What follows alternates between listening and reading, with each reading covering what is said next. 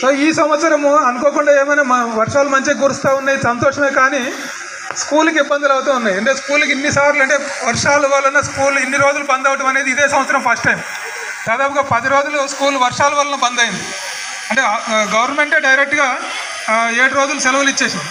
Direct ఒక వారం రోజులు మొత్తం కూడా గవర్నమెంటే సెలవులు ఇవ్వడం జరిగింది. తర్వాత స్టూడెంట్ యూనియన్లు బంద్ అని చెప్పి, తర్వాత ఇంకా వేరే ఆ బంద్ ఈ బంద్ మొత్తం మీద కొంచెం సెలవులు అనేవి ఎక్కువగా వస్తూ ఉన్నాయి. కాబట్టి మనము వీలైనంత ఎక్కువగా పిల్లలకి చదువు చెబుతామనే ఉద్దేశంతో ఈ పేరెంట్స్ మీటింగ్లో కూడా ఇంకొక 1 డే ఎందుకు మనం డిస్టర్బ్ అవ్వాలి క్లాసులు అనే ఉద్దేశంతో అందరినీ ఒకేసారి పిలుద్దాం, ఒకేసారి మనం మాట్లాడదామని చెప్పేసి అనుకున్నాము.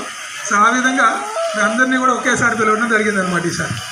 సో మీకు ఒక మొదట్లో ఎవరైనా సరే ఏదైనా మీకు ఏమైనా అడగాలనుకుంటే లేదా కన్సర్న్స్ ఉంటే కొంచెం ఇబ్బందులు ఏమైనా ఉంటే మీరు చెప్పచ్చు.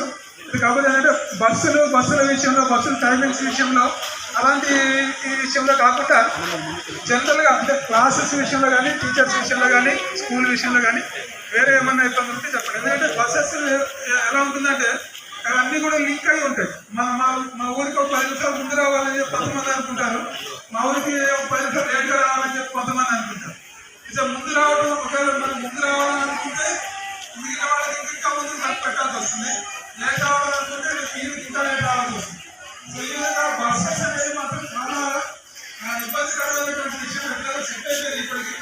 కాబట్టి మా స్కూల్ వైపు నుంచి మాత్రం బస్సెస్ టైమింగ్స్ మార్పు చేయడం అనేది చాలా ఇబ్బందికరమైన విషయం. కాబట్టి అది కాకుండా ఇంకా వేరే విషయం ఉంటే మీరు ఎవరైనా మీరు మాట్లాడవచ్చు.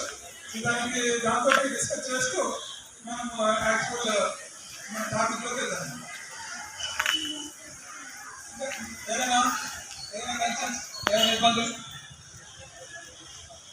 సో మేజర్గా వచ్చిన ఇబ్బంది ఒకటి ఏమంటే కరెక్షన్స్ అనేది సరిగ్గా జరగట్లేదు అనేది ఒక కంప్లైంట్ వచ్చింది. కరెక్షన్స్ సరిగ్గా జరగట్లేదు అనేది. సో కరెక్షన్స్ అనే దాని మీద